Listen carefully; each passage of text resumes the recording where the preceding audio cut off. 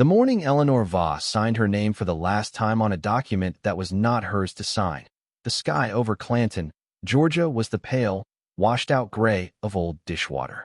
She remembered that detail later, the color of the sky, because it seemed like the kind of thing a person should remember about the day they lost everything. The coffee in her cup had gone cold. She had not noticed until the pen left her hand, and the notary slid the papers away from her across the conference room table with the efficient tenderness of someone performing a service they find unpleasant but necessary. She noticed the cold coffee then.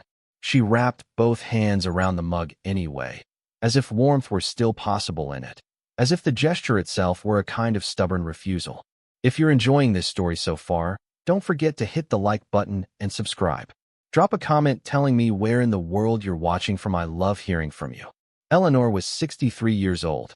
She had dark eyes that people mistook for black until they caught the light a certain way and showed themselves to be a deep, particular brown, the brown of river water over smooth stones. Her hair had gone fully silver in her late 50s, and she had kept it that way without apology, wearing it pulled back during work hours and loose in the evenings in a house that did not belong to her anymore. She had the hands of a woman who had spent decades making things: bread, pastries, structured sugar work, the precise decorative shells of shoe that held fillings she had developed herself over 30 years of professional baking. Her hands knew things her mind sometimes forgot. They were the most honest part of her. The business had been called Voss and Company. She had named it herself in 1994 when she was 32 years old and had saved $11,000 over 4 years of working in other people's kitchens, telling herself each month that the money was not for spending, that it was for the thing she was building toward. Voss and Company had begun as a catering operation out of a rented commercial kitchen in a strip mall on the east side of Clanton, supplying baked goods and dessert service to corporate events, wedding receptions, and the occasional private party where someone with money wanted something that could not be ordered from a box.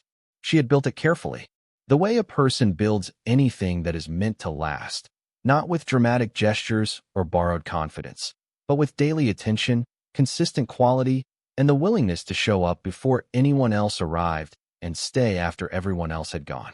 By 2004, Voss and Company had a staff of 9 and a commercial kitchen she had leased in full and a reputation in the region that brought clients from 2 counties over without advertising. By 2012, she had expanded into wholesale supply for 3 local restaurant groups and 2 hotel chains, had hired an operations manager, and had begun the conversations that would eventually bring her brother Raymond into the business as a co-owner and financial partner. This was the decision she would think about later, not with the corrosive self-blame of someone who needs to assign themselves the role of fool, but with the clear, sad accounting of a woman who understood that she had trusted someone she should have trusted, and that the betrayal was not a reflection of her judgment so much as a reflection of who Raymond had become in the years since their mother died, and left them both with a grief that had curdled differently in each of them. In Eleanor, grief had become work. In Raymond, it had become calculation. Raymond Voss was 58 when he joined the company as a 40% stakeholder in exchange for a capital injection of $300,000 that Eleanor needed to fund a second production facility. He was charming in the way of men who understand charm as a tool rather than an expression of character. He wore good shoes and called people by their first names on the second meeting and had a memory for detail that felt like attentiveness until you understood it was inventory. He was her brother. She had known him for 53 years. She had not known him at all. The restructuring happened in stages.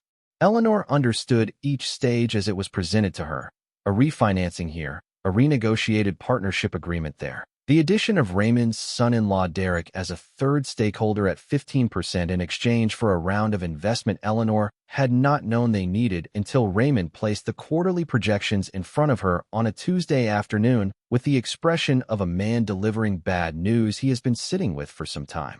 She had asked questions. She had been answered. The answers had been technically accurate in the way that a building can be technically standing while its foundation is being quietly removed stone by stone. She had not seen the foundation being taken. Her son Marcus had known. This was the part she could not look at directly for a long time, not because she denied it, but because looking at it fully required a reckoning she had to approach slowly, the way you approach something that is going to hurt and cannot be avoided. Marcus was 36, her only child, her son from a marriage that had ended without drama when he was 11, a divorce conducted by two people who had simply ceased to coincide and had the decency to acknowledge it before the damage became generational. Marcus had his father's pragmatism and his mother's attention to detail, and had used both in the service of a conclusion he had reached sometime in 2019 that his future was more securely attached to his uncle Raymond's version of events than to his mother's. He had said nothing. He had been present at the meetings. He had signed where directed. He had been, in the language of what followed, a cooperating party. The legal proceedings lasted 14 months. Eleanor had hired an attorney with a firm she could not afford and had spent the period between the filing and the final hearing in a state she could only describe as waiting.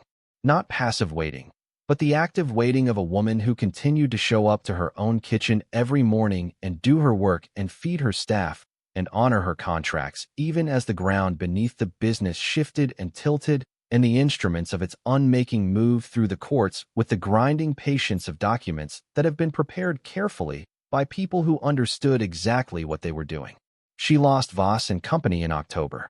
The company restructured under Raymond's controlling interest, with the new entity retaining the commercial contracts, the kitchen leases, the wholesale accounts, and 11 of the 12 staff members Eleanor had hired and trained over 29 years.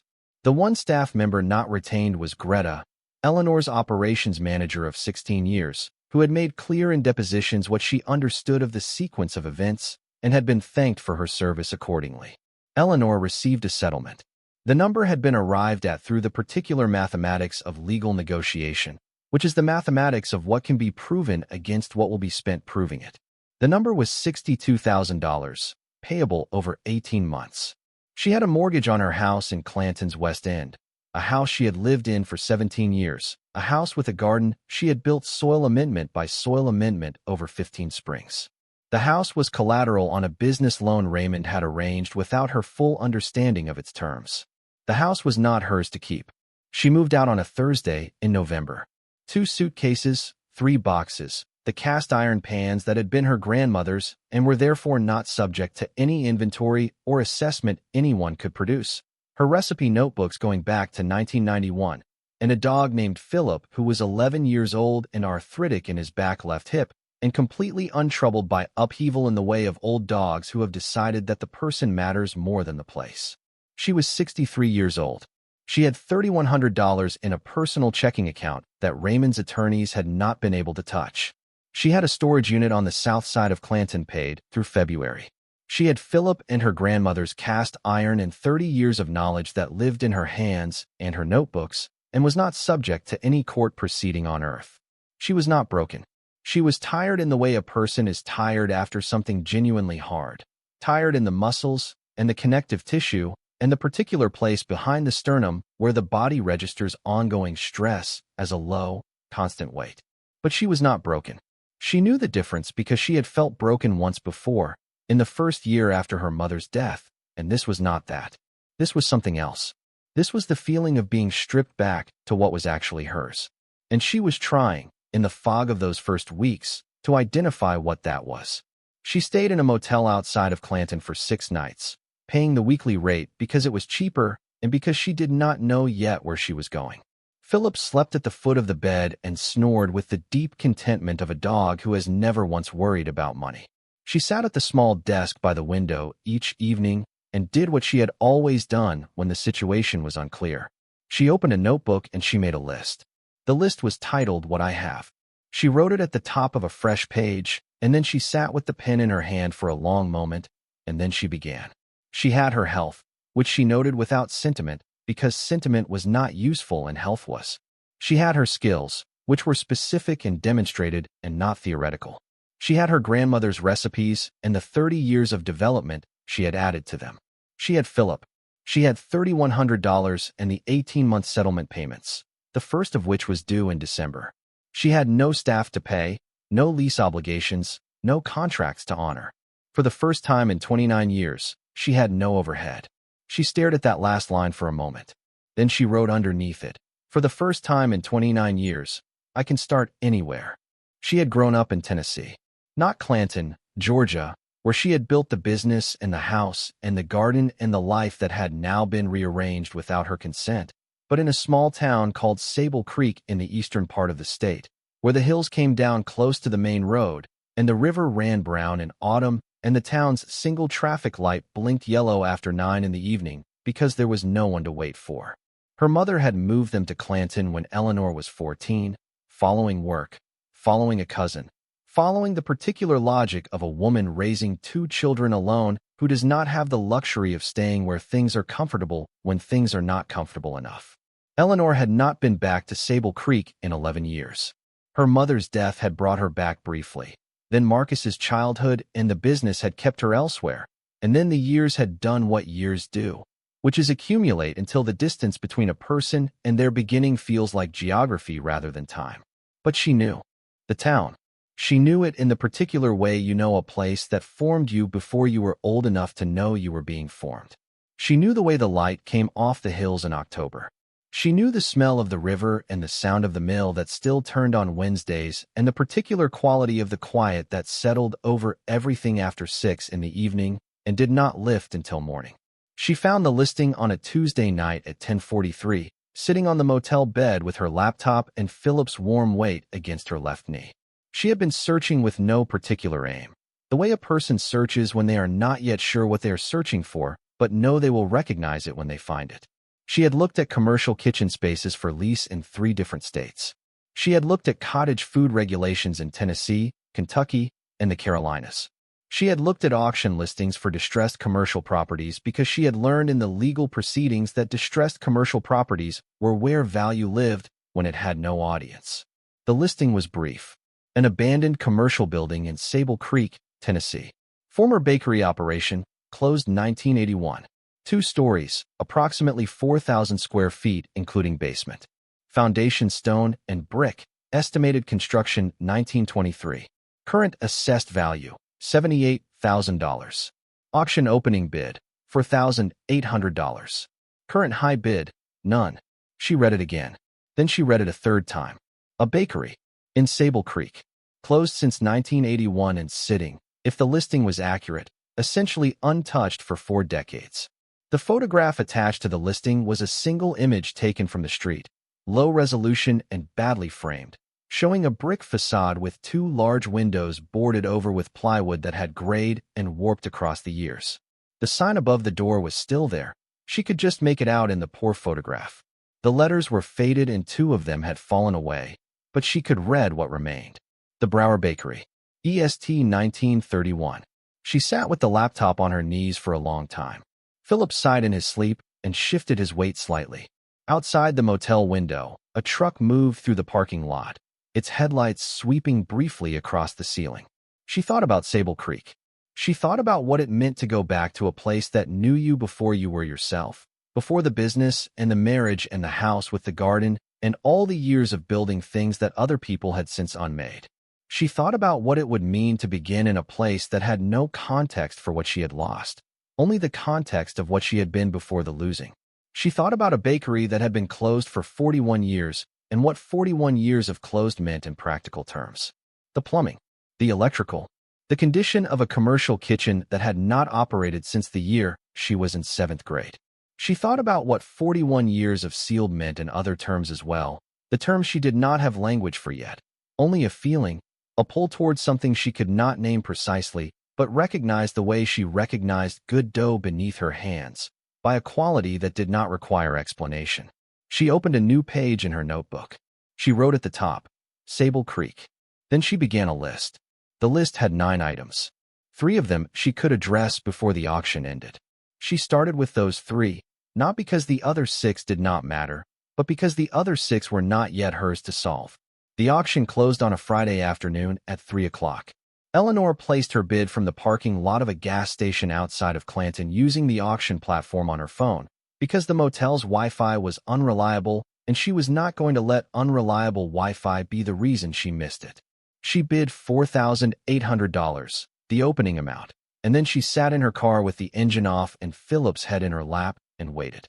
The counter on the platform ticked down its final minutes with the indifference of automated systems that do not understand what they are counting. No competing bid came. The confirmation email arrived at 3:02. She read it twice. Then she put her phone in her jacket pocket and sat very still with her hands resting on Phillip's warm head and looked out through the windshield at the gas station and the gray November sky above it. $4,800. Everything she had left except the settlement payments. Everything she had left except the grandmother's cast iron pans and the recipe notebooks and the knowledge in her hands. She had spent it on a building closed since 1981 in a town she had not lived in for 50 years, a building whose floors she had not walked and whose basement she had not seen and whose bones she did not yet know. She sat with it for exactly long enough to feel the full weight of what she had done. Then she started the car, pulled out of the gas station parking lot, and pointed herself toward Tennessee. The drive from Clanton to Sable Creek took 3 hours and 40 minutes along routes that got smaller the closer she got to home. The highway narrowing to a state road, narrowing to a county road that wound through hills growing closer and more familiar with every mile. The trees had kept most of their color this late in the year, the particular gold and rust of eastern Tennessee oak in mid-November, and the light through them was the light she remembered, slanted and amber and older looking than the light in other places, as if the hills filtered it through memory before it reached the ground. She came into Sable Creek from the north, the way her mother had always come, down the long slope of the main road with the river appearing below on the right and the town arranged along its near bank in the compact, practical way of places that grew up around a purpose rather than a plan. The mill was still there, turned in the current with the patient indifference of machinery that does not require an audience. The church was still there, white-clabbered and in better repair than she remembered. The hardware store had a new sign but the same narrow storefront. The single traffic light blinked yellow, and it was not yet 9 in the evening. She found the bakery on the second pass down Main Street because she had missed it on the first pass, her eye expecting something larger or more obvious, and finding instead a building set slightly back from the sidewalk with a facade so thoroughly armored in weathered plywood and neglect that it required a second look to separate it from the general texture of old brick and time. The sign was there. She could read it from the car. The Brauer Bakery. EST 1931. 2 letters missing from Brauer's name, but the rest holding. She parked across the street and sat looking at it through the windshield. It was a building that had been avoided for a long time. She could feel that even from the car. There was a quality to a building that people have been walking past for decades without stopping, a quality of being invisible in plain sight, of having been collectively decided against without formal discussion. The property on either side had been maintained to varying degrees. A small insurance office with a swept walk, a dry goods store with its windows clean. But the bakery sat between them like a held breath, present and unacknowledged, carrying whatever it had been carrying since 1981 in a silence no one had thought to break. Eleanor sat looking at it until Phillip shifted in the back seat and reminded her that he had needs that required parking lots rather than car seats. She found a spot near the river, walked him in the cold evening air, and stood watching the current move in the dark for a little while. Then she drove to the motel she had reserved on the phone that morning and checked in and settled Phillip on the floor beside the bed and opened her notebook and added 4 items to the Sable Creek list. In the morning, she would go inside. She would walk every room. She would press her palm to every floor. She would look at every wall and every ceiling and every surface and form her assessment without wishful thinking and without dread. She would see what was actually there. But tonight, she let herself simply know that she was here, back in the town that had made her before she knew she was being made, standing at the beginning of something she could not yet see the shape of, with $4,800 spent and 30 years of knowledge still alive in her hands, and an arthritic dog asleep on the motel floor, and a building across town that had been waiting, sealed and silent, for longer than anyone in Sable Creek had thought to wonder about. Some doors, she thought, are locked not because there is nothing worth finding behind them. They are locked because what is inside was meant for someone specific, because the right person had not yet arrived. She closed her notebook. She turned out the light. Outside the window, Sable Creek settled into its quiet, the river moving through the dark below the hills, the traffic light blinking yellow at an empty intersection, the bakery on Main Street holding its silence the way it had held it for 41 years, patient as stone, waiting for morning. The key the auction house had couriered to her motel was not a modern key.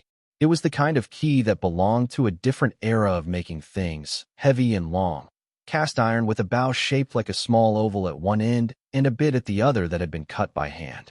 She could tell by the slight irregularity of it, the way the teeth were close but not quite symmetrical, the way the metal had the particular density of something made, when made meant something different than it means now. She had held it the evening it arrived and turned it in her fingers for a long time. Phillip had sniffed it once and lost interest. She had set it on the nightstand and looked at it from the bed and thought about the person who had last turned it in a lock, and when, and what they had been thinking when they sealed the door and walked away. She went to the bakery the next morning at 7, before the town was fully awake, because she wanted her first entrance to belong to her. She wanted to see it before anyone else was watching, before the questions and the comments and the opinions that she knew would come. Small towns have opinions about newcomers arriving with intentions, and Sable Creek, for all that it was the place she had come from, did not know her as she was now. She was 63 years old, and she had bought the most visibly abandoned building on Main Street with a bid that the county recorder's office would have processed by now, and that information would have already begun its quiet travel through the town's understanding of itself. The morning was cold, the kind of cold that precedes a clear day, with frost on the boards of the sidewalk and breath visible in the air, and the river below the main road running fast and dark from overnight rain. She parked in front of the building and sat for a moment looking at the facade. In the morning light, it was both worse and better than it had appeared the night before. Worse because daylight is honest about the condition of things, and the condition of the Brauer bakery's exterior was the condition of something that had been comprehensively ignored for a very long time. The plywood over the windows had split in places, the edges curling away from the frameware. Moisture had worked its patient way beneath. The brick itself was sound, which she noted first because brick that has stood since 1923 and is still structurally sound is not a small thing. But the mortar in the upper courses had weathered and would need repointing. The sign above the door had lost a third letter since the auction photograph had been taken, or perhaps she had miscounted in the poor resolution of that image. Better because the building was larger than the photograph had suggested.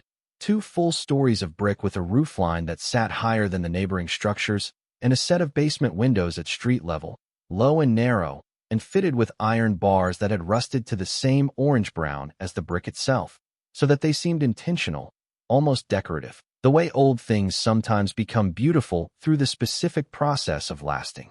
She got out of the car. Phillip had stayed at the motel, his hip requiring rest in the mornings before he was warmed enough for a full outing. She crossed the empty sidewalk and stood in front of the door. It was a heavy door, solid wood with a frame. She pressed her palm against and found sound. The lock was old but present. She put the iron key in. It did not turn on the first attempt. She adjusted the angle, applied careful pressure, felt the tumbler's protest, and then, on the third slow turn, release. The door opened inward. The smell that came out to meet her was the thing she had not been prepared for. Not the smell of decay, not the smell of mold or rot or the aggressive damp of a building whose roof had failed. The smell was older than that, quieter, a compressed stillness of air that had not moved in decades. And beneath it, beneath the staleness, something else. Something that should not have still been there after 41 years, but was. Faint as a memory of a sound rather than the sound itself. The ghost of sugar and yeast and the particular warm mineral smell of a bread oven that has been used so long and so consistently that the smell has become structural, absorbed into the walls, and the ceiling and the stone floor the way certain things absorb into certain materials and simply do not leave. She stood in the doorway for a moment and breathed it in. Then she stepped inside. The front room had been the retail space. She understood this immediately from the shape of it. The long counter along the right wall where a display case had stood, the counter surface intact, but its glass long since gone. The back wall, with its built-in shelving still there in dark wood that had survived the decades better than anything else in the room. The shelves still holding their spacing and their level in a way that spoke to the care of their original construction.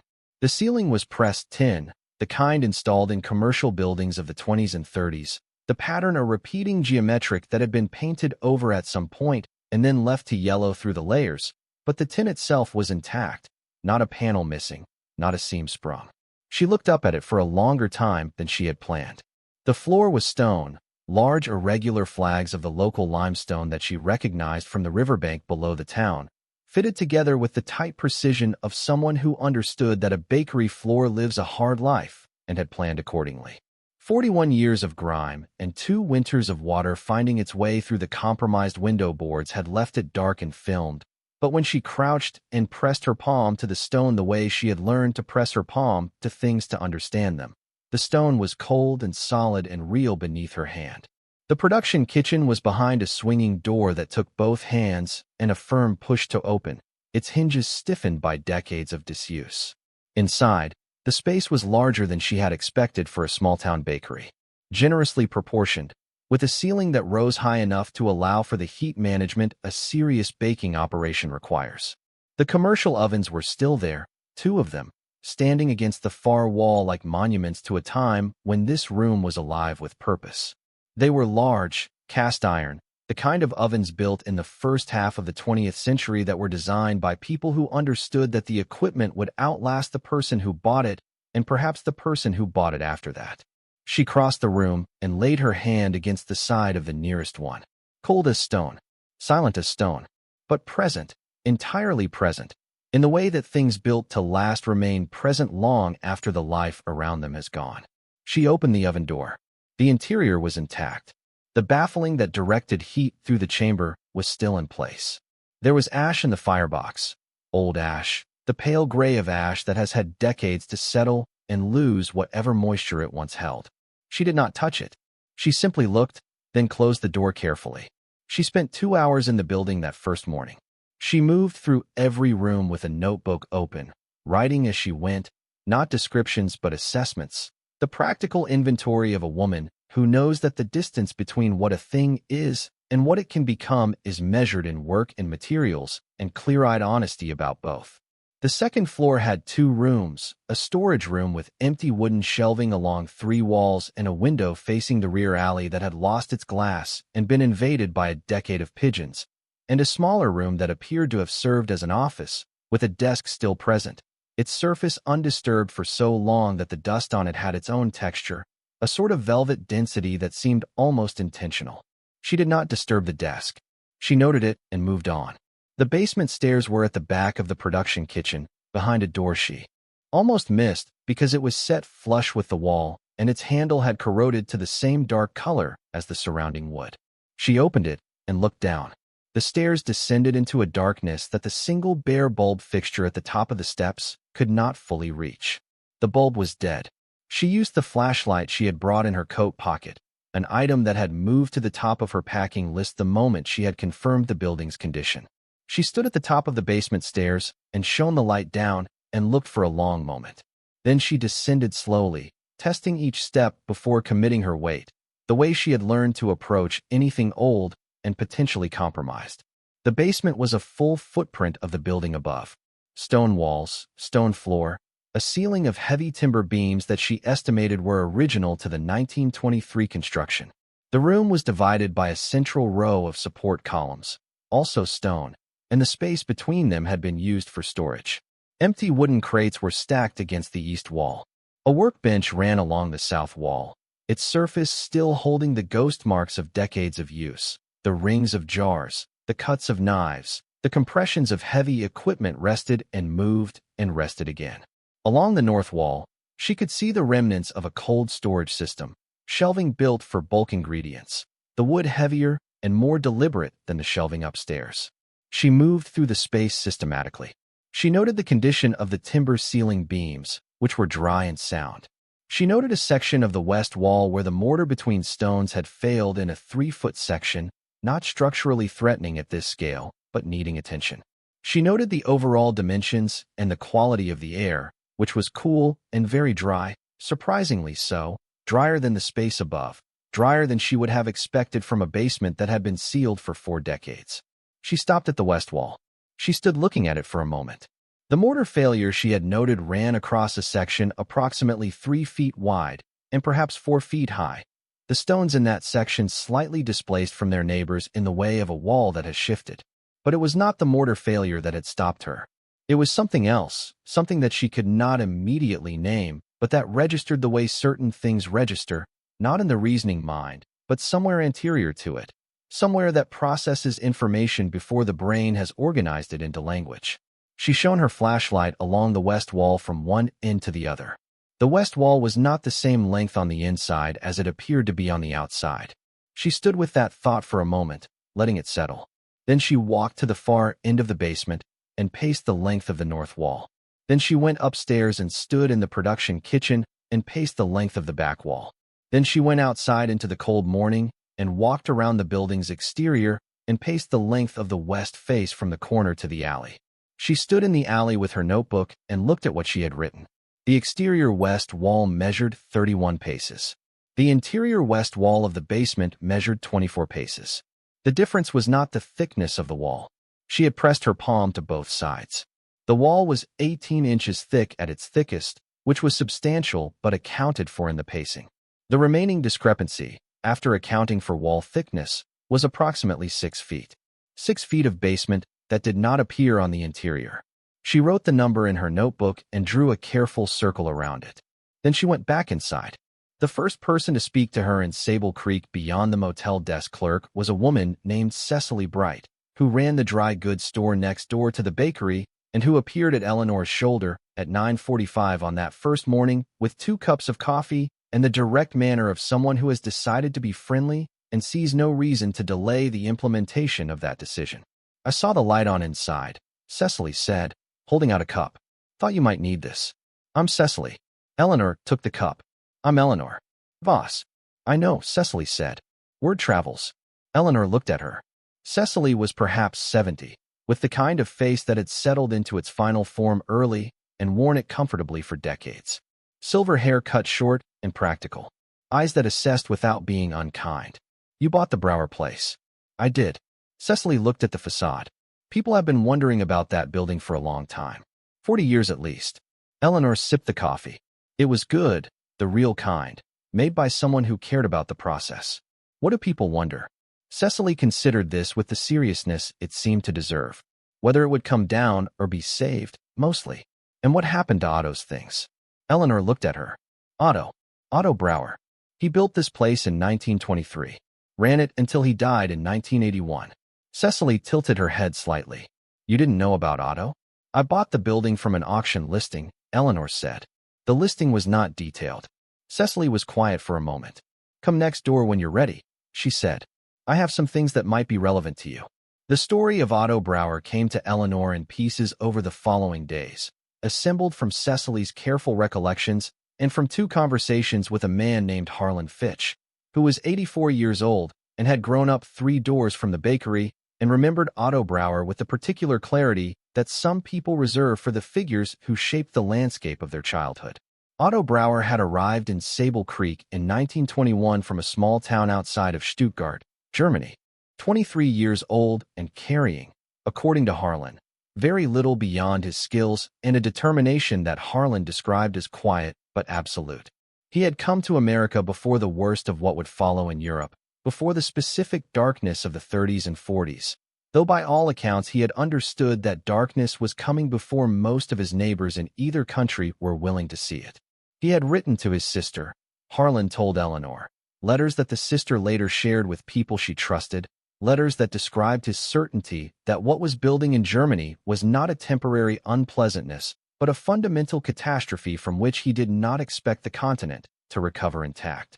He had built the bakery in 1923, working the construction himself with 2 hired men over the course of a summer, the stone foundation and basement first, then the brick walls, then the pressed tin ceiling of the retail space, which Harlan remembered as the most beautiful ceiling in Sable Creek for reasons he could not quite articulate, but stood by firmly. He had opened in the fall of 1923 and had run the bakery without interruption for 58 years, until his death in October of 1981 at the age of 83. He had never married. He had no children. He had, near the end of his life, a small circle of people he trusted, and outside that circle very little interest in being known. When he died, the bakery closed. There was no one to take it. His estate, such as the county recorder understood it to be, had consisted of the building and its contents and a modest savings account in the local bank, which had covered his funeral and the legal fees of closing the estate and left nothing beyond. The building had passed to the county for delinquent taxes within 3 years of his death, and had sat in the county's inventory of forgotten properties for nearly 4 decades before appearing in the auction listing that Eleanor had found on a Tuesday night in a motel outside of Clanton. She listened to all of this with the careful attention she brought to information she understood was not yet complete. She asked the questions that produced more information. She wrote what mattered in her notebook. She was particularly attentive to one detail that Harlan offered near the end of their second conversation, offered in the offhand way that people sometimes offer the most significant things, as though the significance is so obvious to them that it has ceased to require emphasis. Otto was particular about his basement, Harlan said. He did his own work down there. Didn't like people going in. Not unfriendly about it, just private. Had a way of redirecting you before you got close. My father said Otto had been that way since the 30s. Careful about what he kept and where. Harlan paused, sipping coffee he had long since let go cold. I always thought it was just the war. What he'd seen coming. What he knew had happened to people like him in Europe. Makes a man cautious about what can be taken. Eleanor drove back to the bakery that evening and stood in the production kitchen for a moment before opening the basement door. She stood there with the flashlight in her hand and Harlan's words in her mind and the 6-foot discrepancy she had written in her notebook, and she felt something settle in her chest that was not certainty, but was close to it. The specific feeling of a woman who has spent 30 years making things and understands the difference between a structure that is finished and a structure that is not. She descended the stairs and walked directly to the west wall.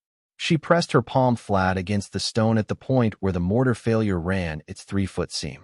The stone was cold. She moved her hand slowly across the surface, reading it the way she read dough, by pressure and temperature, and the information that lived in her fingertips after decades of learning to listen through her hands. She moved from the section of failed mortar to the section of sound wall to the left of it, then to the right. The stone to the right of the mortar failure felt different. Not in temperature, not in texture, but in something she could not have named in language and did not try to name. A density, a quality of solidity that was different from the density of the wall around it, that felt less like stone from the hillside and more like stone that had been placed. She stepped back and looked at the section of wall from a few feet away. She shone the flashlight along it at a low horizontal angle that cast the surface into relief. She looked at the mortar lines. The mortar in the section to the right of the failure was a slightly different color from the mortar in the surrounding wall. Not dramatically different, not obviously different if you were not looking. But she was looking, and she had spent enough time in buildings to understand that mortar tells a story if you know what to ask it. The mortar in this section was a marginally lighter shade and had a marginally different texture, the difference between mortar mixed in 1923 and mortar mixed sometime after. She did not know how much after. She did not know what was behind it. She knew only that the wall was not original in this section, that someone had done work here at a time that was not the time of the building's construction, and that whatever the reason for that work, it had been done carefully enough that 40 years of casual looking had not registered it. She stood for a long time in the cold of the basement with her flashlight and her notebook, and the specific stillness of a woman at the beginning of something she cannot yet see the end of.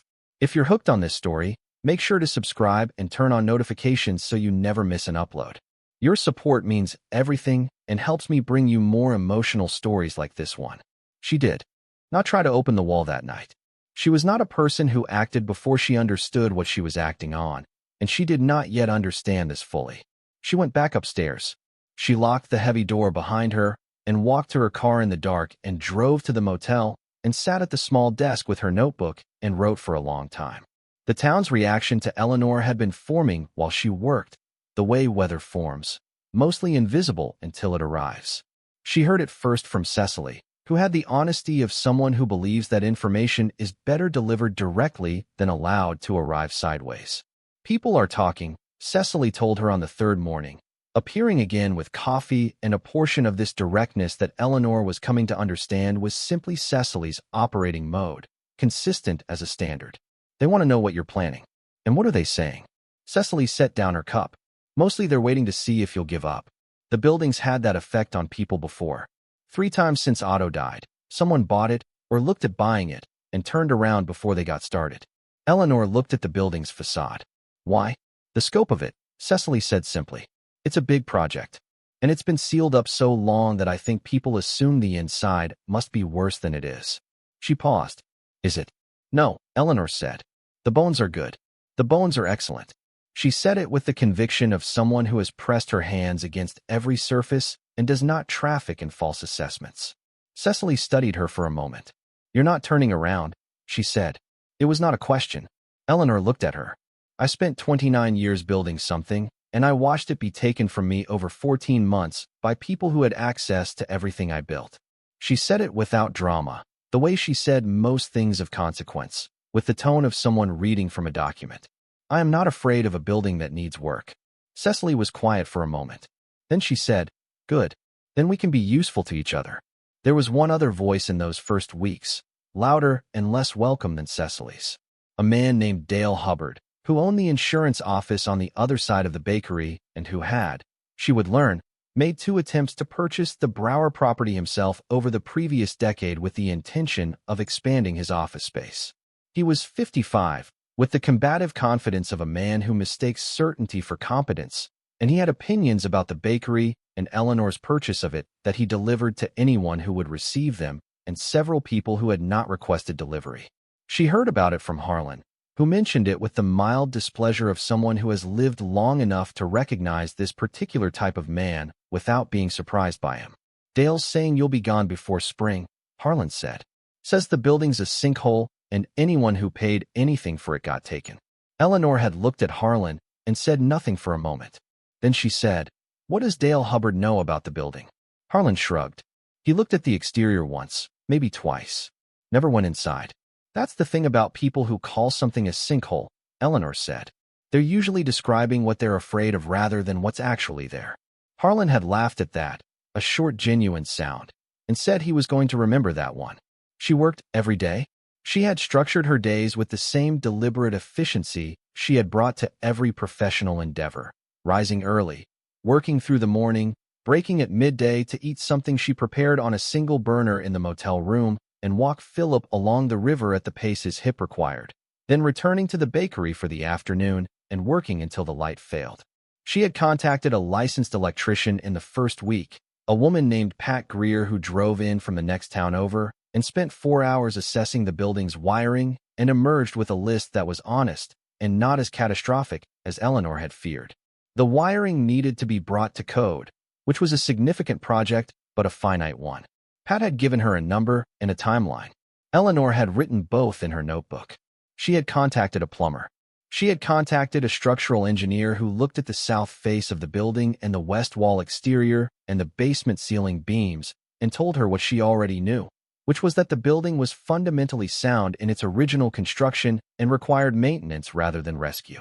She had not told anyone about the 6-foot discrepancy in the basement. Not Cecily, not Harlan, not Pat Greer, not the structural engineer. She had walked carefully through the space without directing his attention to the west wall. She was not ready to share it yet. She did not know what it was, and she was not willing to speculate aloud about something she did not yet understand. The habit of 30 years was to know before you spoke, to assess before you declared, to press your palm against the surface and understand what you were feeling before you told anyone else what you'd found. But she thought about the west wall every day. She thought about Otto Brauer and his letters to his sister, and the particular carefulness of a man who had seen what was coming in Europe and had built his American life with the specific deliberateness of someone who knows that what you have can be taken and who plans accordingly. She thought about what it meant to be careful about what you kept and where. She thought about the mortar that was not the same as the mortar around it. She thought about the 6 feet that were not accounted for by any exterior measurement she had taken. She thought about the key, the cast iron key with its hand-cut teeth, resting on the nightstand of the motel room each night when she came back from the bakery. She had begun to feel a specific pull toward it that she did not examine too directly, the pull of a woman who has spent her life knowing when something is not finished and understanding that not finished means there is more. She called her attorney on a Wednesday evening. Not the attorney from the business proceedings, not the firm she had hired for the legal fight and could no longer afford. A different attorney, a younger woman in Knoxville who specialized in property and estate law, and to whom Eleanor had been referred by Pat Greer, who seemed to know everyone useful within a 2-county radius. She asked about the legal status of contents found in a purchased property, about the rules governing objects discovered in sealed spaces within a building acquired through auction. The attorney answered her questions carefully and specifically. Eleanor wrote the answers in her notebook. She thanked the attorney and ended the call and sat for a moment with the notebook open in her lap and Phillip asleep beside her. Then she opened to the page where she had written west wall. 6 feet. Mortar, not original. She looked at it for a long time. Then she turned the page and began a new list. The list was titled, What I Need to Know Before I Open It. There were 7 items. 2 of them she could address tomorrow. She would start with those. The 2 items at the top of the new list were these. First, she needed to understand Otto Brauer more completely than Harlan's recollections and Cecily's secondhand knowledge allowed. Second, she needed to know the precise history of the west wall, whether any permit or record existed for work done to the basement after the original construction. The first item led her to the Sable Creek Public Library on a Thursday morning, where a woman named Dolores, who had been the town's librarian for 31 years, produced, without particular ceremony, a slim folder of materials she described as the Otto Brauer collection, assembled from local newspaper clippings, a brief obituary, and 3 photographs donated by a former customer who had died in 2004 and left her papers to the library with no specific instruction about their disposition. Eleanor sat at the library's single reading table and went through the folder carefully. The photographs showed a man of medium height and compact build, dark-haired in the early images and white-haired in the last, standing in front of the bakery at various points across the decades. In the earliest photograph, dated 1931 on the back in handwriting that was not his, he stood on the sidewalk with the expression of someone who has finished something they are quietly proud of and is allowing themselves a moment to acknowledge it. In the last photograph, undated but clearly from the 70s based on the quality of the image, he stood in the same position on the same sidewalk and had the same expression, as if 40 years had passed without disturbing the essential fact of what he had built. The obituary was 8 lines in the Sable Creek Courier, dated October 19, 1981. It named his birthplace as Esslingen am Neckar, Germany. It noted his arrival in Sable Creek in 1921. It described his 58 years of operation and his reputation for quality. It mentioned no survivors. The final line said simply that he had been a private man who had served the community without seeking recognition for it and would be missed by those who had known him. She read that final line twice. A private man who had served the community without seeking recognition. She thought about the basement. She thought about the mortar. The newspaper clippings were more useful. There were 4 of them, spanning 1941 to 1963. 3 were passing mentions in community columns, Otto's name appearing in the context of town events, a fundraiser, a civic meeting, a letter to the editor about road maintenance that was signed by a list of local business owners. The 4th clipping was different. It was from September 1945, a brief article about a community gathering to mark the end of the war in Europe, and Otto Brauer was mentioned in the 2nd paragraph as having delivered, without charge, bread and pastries enough to feed the gathering. The article noted, in a parenthetical that seemed to have been included by a journalist who understood its weight, that Mr. Brauer had lost family members in the European conflict. She sat with that parenthetical for a moment. Then she turned to the 2nd item on her list. The county recorder's office had no record of any permitted construction or modification to the Brauer bakery basement after 1923. She had expected this. A man who was private by nature and careful by design would not have filed a permit for work he did not want documented. She had confirmed the absence to close the question, not because she thought the answer would be otherwise. She returned to the bakery that afternoon with a different kind of attention. She had brought a mason's chisel and a hammer from the hardware store, where the owner, a quiet man named George who asked no questions, had offered them across the counter with the straightforward helpfulness of a person who has decided to be useful without making a production of it. She had also brought a better flashlight, a lantern-style one that would allow her hands to be free, and a notebook open to a fresh page. She descended to the basement and stood before the west wall. She pressed her palm against the section she had identified, the section where the mortar was not original, where the stone felt placed rather than found. She stood that way for a long moment in the cold and the quiet of the basement. Then she put the chisel to the mortar at the upper edge of the section, in a place where it had already failed and was loose, and she applied careful, deliberate pressure. The mortar came away more easily than she expected, not crumbling in the way of mortar that has failed through time and moisture, but releasing in the way of mortar that was never meant to be permanent, mixed slightly leaner than the surrounding work, designed to be removed by the right person at the right time. She understood this as the mortar came free in her hands, understood it with the particular intelligence of someone who has spent a lifetime understanding what things are made of and why. Otto Brauer had not sealed this wall to hide it forever. He had sealed it to keep it until it was time. She worked for 3 hours that afternoon, removing the stones one by one with a care that matched the care with which they had been placed. They were not large stones, each one a manageable weight, each one set with the precision of a man who worked with his hands and understood that precision was not optional when the thing you were building was meant to last. Behind the first layer of stones was a second layer, and behind the second layer was not the earth and fill she might have expected, but a wooden frame, stout timbers set in a rectangle that formed a door of sorts, a panel set into the space, fitted so tightly into the frame that it appeared seamless until you knew to look. She ran her fingers along the edge of the panel. In the lower right corner, she found what she was looking for. A keyhole. Small, iron-rimmed, the type of keyhole that belonged to a key of particular dimensions and age. She set down the chisel.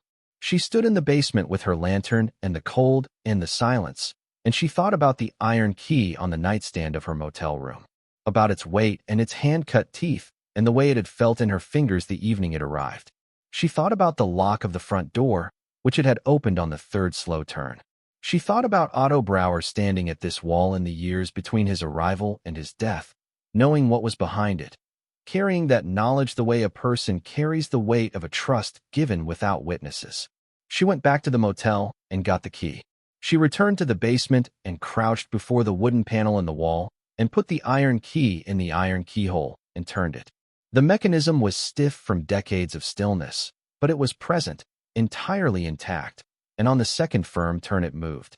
She heard the sound of tumblers releasing in the particular clean tone of a lock that has been made well and has waited, precisely maintained by whatever quality of air lived in this sealed space, for the person who would finally use it. The panel swung inward. The air that came through the opening was unlike any air she had encountered in the building above. It was not stale. It was not the compressed stillness of a sealed room. It was cool and very dry, almost perfectly dry, with a quality she could not immediately name, but that she recognized after a moment as the quality of absence of humidity, so complete that it constituted its own kind of preservation. She understood later, after the experts explained it, that Otto had lined the space with materials designed to regulate moisture, that he had understood, with the knowledge of a man who had built and preserved things across a long, careful life, that what he was protecting would need specific conditions to survive across the decades he could not predict. She shone the lantern through the opening. The room beyond was not large, perhaps 12 feet deep and 8 feet wide, the dimensions of a space that had been created within the existing footprint of the basement, its walls lined with a pale stone that reflected the light back in a way the darker fieldstone of the main basement did not. Along the left wall ran shelving, heavy timber shelves in 3 tiers, and on the shelves were objects arranged with the orderliness of a person who knew exactly what they had and had organized it for someone else to find and understand. She entered.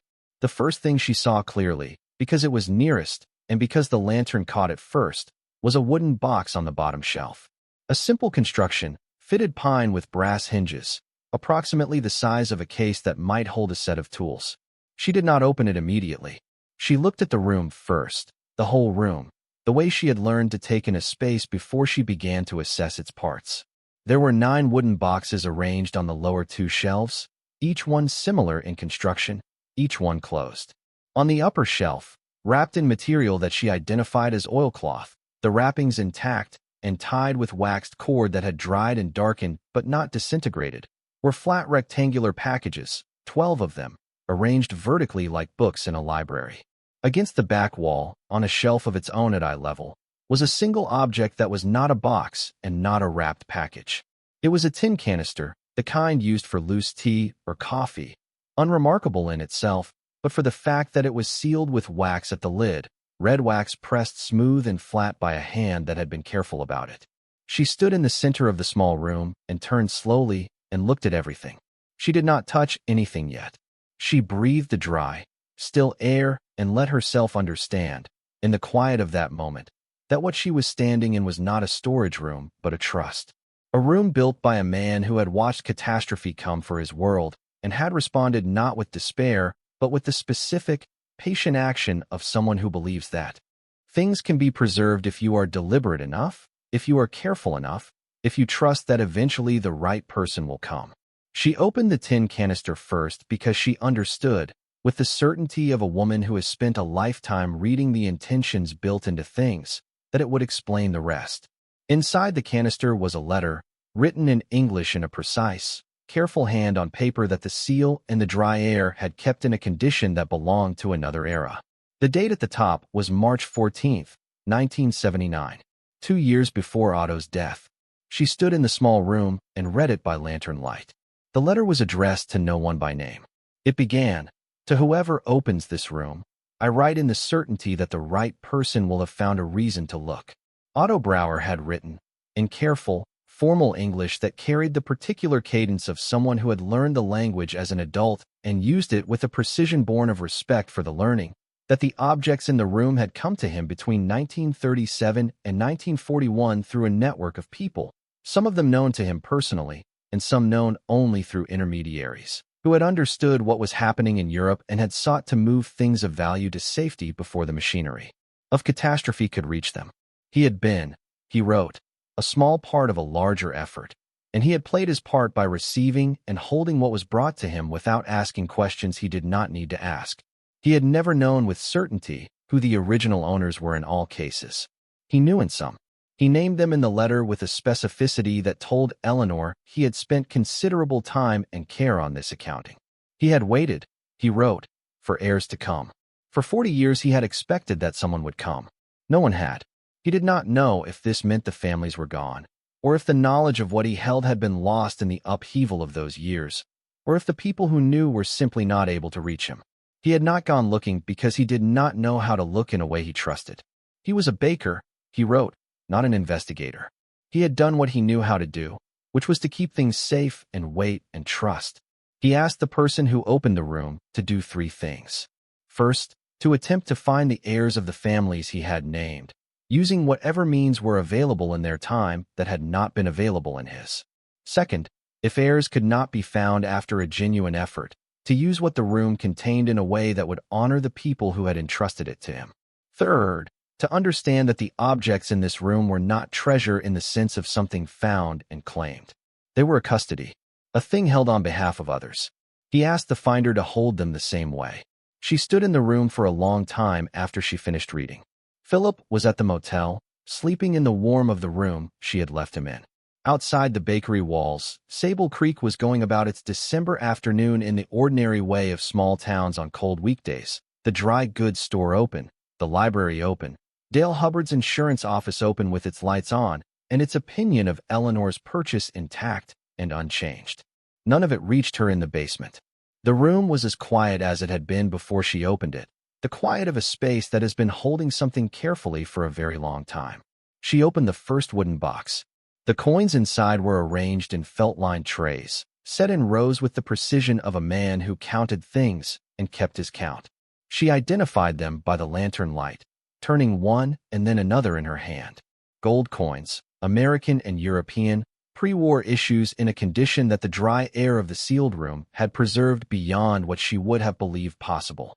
Double eagles, the American $20 gold pieces minted before 1933. Austrian crowns. German marks from the Weimar era, Swiss francs, British sovereigns. She did not count them that afternoon. She did not need to count them. She needed only to understand that there were 9 boxes and that each box held trays, and that each tray held coins arranged with the care of a man who understood that he was responsible for something that had value beyond its weight. She opened one of the oilcloth packages and found what she had begun to suspect she would find.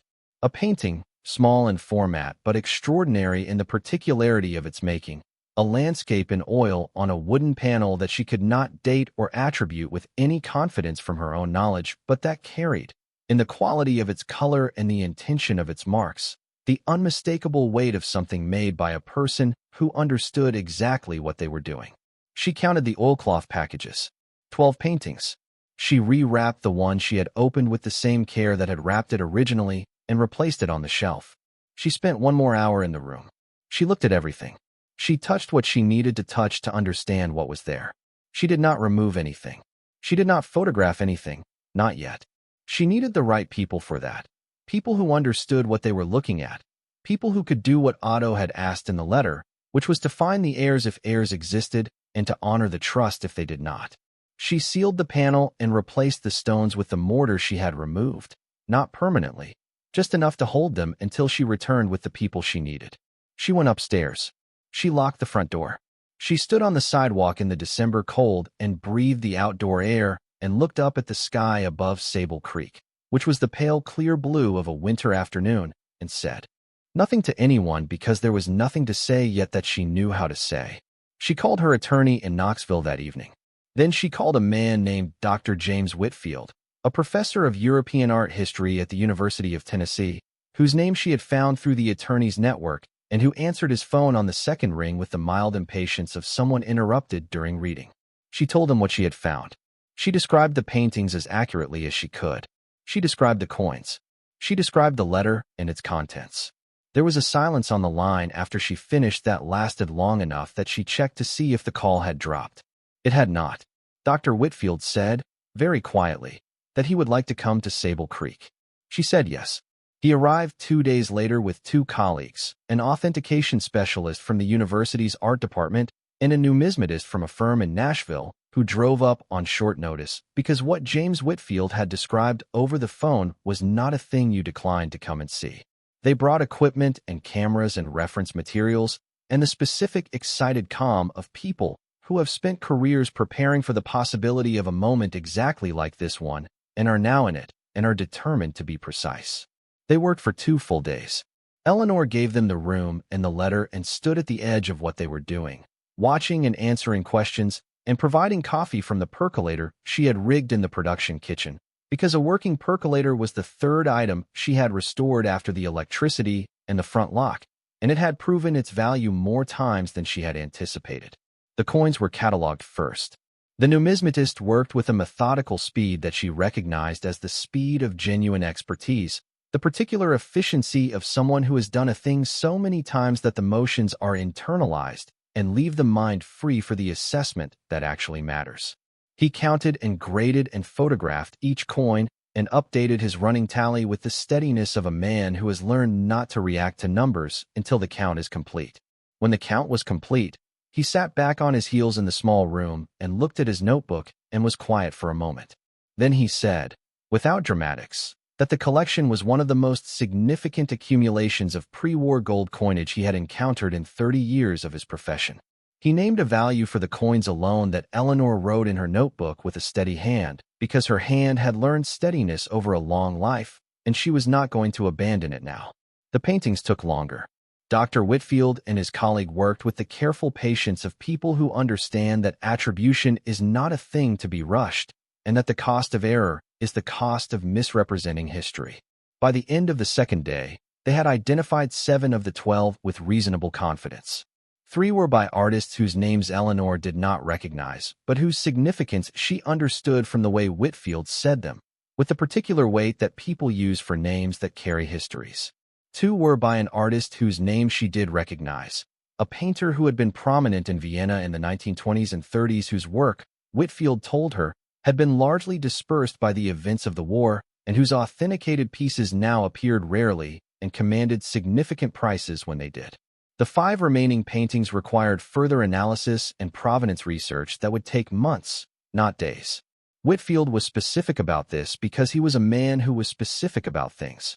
But the 7 attributed works, combined with the coin collection, combined with the 3 pieces of jewelry found in the bottom of the 9th wooden box, items that would require their own specialist, represented a total that he estimated with the careful hedging of a professional and then named with the cautious precision of a man who has run the numbers and checked them twice.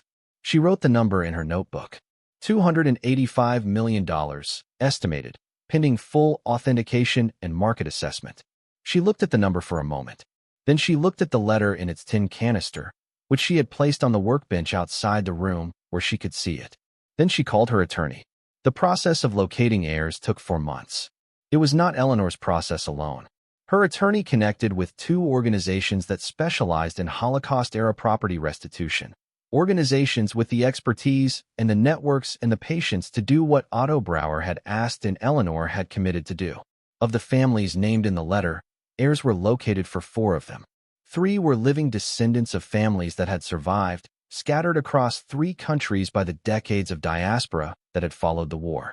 1 was a foundation established in the name of a family with no surviving members, dedicated to the preservation of their history. The remaining assets, those belonging to families whose names in the letter could not be traced to living descendants or established estates after the full and genuine effort Otto had asked for, went through a legal process that took another 3 months and resulted in an outcome that her attorney had advised her on and that the court confirmed. Eleanor received clear title to the remaining portion of what the room had held, in recognition of the discovery, the preservation, and the fulfillment of the letter's conditions. She was sitting in the production kitchen of the Brauer Bakery on a Tuesday morning in April, drinking coffee from the percolator and reading through the final legal documents with Phillip asleep under the table and the sound of Pat Greer's electrical crew working in the front room, when her phone rang with a number she recognized. Marcus. She answered. He had heard. She had not told him, and she had not told Raymond, and she had not told anyone in her previous life, because her previous life had released its hold on her the November morning she had driven north from Clanton with 2 suitcases and a dog and 30 years of knowledge in her hands. But the news had traveled in the way that significant news travels, through the regional papers, and then the state papers, and then the national outlets that carry stories about sealed rooms and pre-war art, and the particular American narrative of a woman who lost everything and found something in its place. Marcus's voice when he spoke was different from the voice she remembered. Quieter, stripped of the pragmatic certainty that had characterized his engagement with his uncle's version of events. He said her name the way people say names when they are trying to find a way back to something. She let him say it. Then she said hello. There was a silence that held everything that had happened in the 14 months of legal proceedings and the years before them that had built toward those proceedings, all of it in the silence, and she did not fill it. She let him carry it because it was his to carry. He said he was sorry. He said it plainly, without the structure of a legal document or the hedging of someone managing liability. He said it the way a person says it when they mean it and know that meaning it does not undo what was done and says it anyway, because it is the only true thing left. She listened. She did not say that it was all right because it had not been all right. She did not say that she understood because understanding was not the same as forgiveness, and she was not ready to name what she was ready to offer. She said that she heard him. She said it quietly, and she meant it. Then she said that she needed to get back to work because the electricians were in the front room, and she had a meeting at 2 o'clock with a preservation architect about the pressed tin ceiling. He said yes. He said of course. He said he would like to call again if she would allow it. She said she would think about it. She did not hear from Raymond. She had not expected to. Raymond was a man who moved forward and sealed what he left behind, and the news of what Eleanor had found did not represent an opportunity for him in any direction he knew how to move. She learned through her attorney that Raymond had attempted, in the weeks after the news broke nationally, to establish some claim to the discovery on the basis of his prior partnership with her, and that the claim had been reviewed and dismissed as having no foundation in law or fact. She received this information from her attorney on a Wednesday afternoon and had no particular feeling about it beyond a mild interest in the confirmation that Raymond remained consistent. The universe had delivered its accounting without her participation. She had been occupied with other things. Dale Hubbard had stopped by the bakery in January, 3 weeks after the first authentication results had made their way into the local paper. He had stood on the sidewalk in front of the building that he had spent years dismissing and looked at the restoration work visible through the newly unboarded windows, the original tin ceiling cleaned and gleaming, the stone floors refinished to something close to their 1923 appearance, the commercial kitchen in the early stages of equipment installation. He had stood there for a while. Cecily had watched him from the dry goods store window and reported to Eleanor afterward with the compact satisfaction of a woman who has witnessed something she has been waiting some time to witness. He didn't say anything, Cecily said. He just looked. Then he went back inside. Eleanor had nodded and gone back to the inventory she was working through. She did not require Dale Hubbard's acknowledgement to understand what she had built. She had never required anyone's acknowledgement to understand that. The Brauer Bakery reopened on the first Saturday of June. Not as a commercial bakery in the model of the operation Eleanor had run for 29 years in Clanton, but as something she had not had a word for until she was building it and found that the building itself provided the word. It was a bakery and a place. It was a production kitchen and a gathering space. It was the thing that the southern-facing windows and the pressed tin ceiling and the stone floor and 58 years of Otto Brauer's daily work had always wanted to become in the hands of the right person. She made bread. She made the pastries that had been the foundation of her reputation and the structured sugar work that was her particular skill and the preserves that she had developed from her grandmother's recipes in the years before the business had grown large enough that someone else managed production. She made all of it in the kitchen that had been sealed for 41 years and was now, with Pat Greer's wiring and the restored commercial ovens that a specialist from Knoxville had returned to working condition with the reverence of a man restoring something sacred, as functional as it had been on any morning in the decades of its original operation. Cecily was the first customer. She arrived before the doors opened and stood on the sidewalk and said nothing, only looked at the sign that Eleanor had restored, the letters replaced, and the wood refinished, the Brauer Bakery, St. 1931, and then looked at Eleanor in the doorway and said, "Otto would have approved of you." Eleanor had not been prepared for that particular sentence and had needed a moment before she could respond. She said, "I hope so." Then she opened the door, and Cecily came in, and the day began. Harlan came at 9, moving slowly with his cane, but with the expression of a man who has been looking forward to something and has arrived to find it exactly as good as he hoped. He sat at the small table Eleanor had placed near the window and ate a piece of apple pastry and drank coffee and said nothing for a long time. Then he said, "I remember the smell. From when I was a boy, it's the same," she said. "Some things absorb into stone and don't leave." He said, "I believe that now." Phillip spent the day under the table near the counter, receiving the attention of customers who discovered him there and offering his opinion of the foot traffic with the mild interest of an elderly dog who has decided that most things are acceptable provided the floor is warm. His hip was better in the Tennessee spring than it had been in the Georgia winter. She had noticed this and noted it in the way she noted things that were quietly significant. In the late afternoon, after the last customer had gone and she had begun the closing work of a day she would not soon forget, she went downstairs. The small room off the west wall was empty now, its contents carefully transported and documented and distributed to the people and the institutions and the organizations that were doing what Otto had asked. The room itself was clean, the shelves still present, the stone walls still holding the dry and particular air that had preserved what had been placed in their care for 40 years. She stood in the doorway of the empty room for a moment. She thought about Otto Brauer arriving in Sable Creek in 1921 with very little beyond his skills and his determination and his understanding of what was coming. She thought about the life he had built in this building over 58 years of daily work, bread made before dawn and sold through the morning. The shop closed at noon the way small bakeries close when the day's work is done. She thought about the room he had sealed and the letter he had written and the 40 years he had waited for someone to come.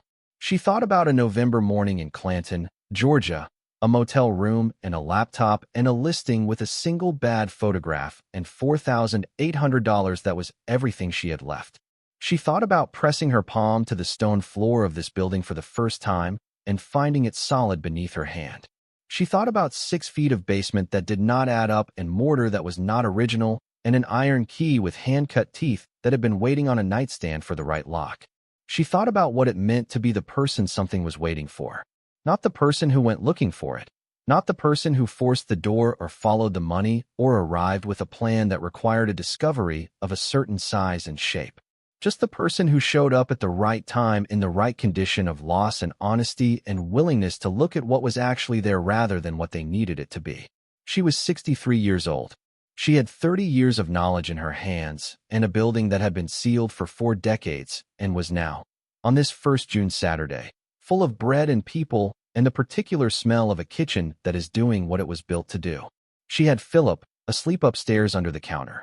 She had Cecily next door and Harlan with his cane and his clear memories, and George at the hardware store, who asked no questions, and Pat Greer, who knew everyone useful within 2 counties.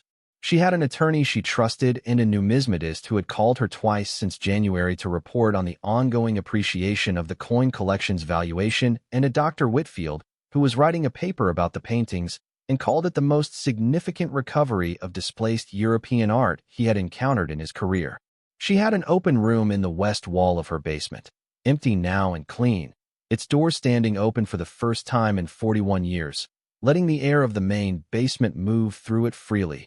The 2 spaces no longer divided, no longer sealed from each other, continuous the way things become continuous when the reason for keeping them apart no longer exists. She closed the light in the basement and went upstairs and locked the front door and stood on the sidewalk of Main Street in Sable Creek, Tennessee, in the long light of a June evening, with the river audible below the ridge and the hills coming down close, and the town settling into its quiet the way it had settled into its quiet every evening for as long as anyone alive could remember. She breathed the air. She looked at the sign above the door. She put the iron key in her jacket pocket, where she kept it now, where she would keep it from now on.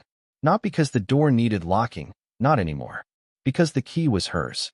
Because some things you carry forward not as weight, but as evidence. Evidence of what you opened. Evidence of what was waiting. Evidence that it is never too late for the right door to yield. Thank you so much for watching until the end. If you love this story, check out the other videos on your screen now. I think you'll really enjoy them. And don't forget to subscribe if you haven't already. See you in the next story.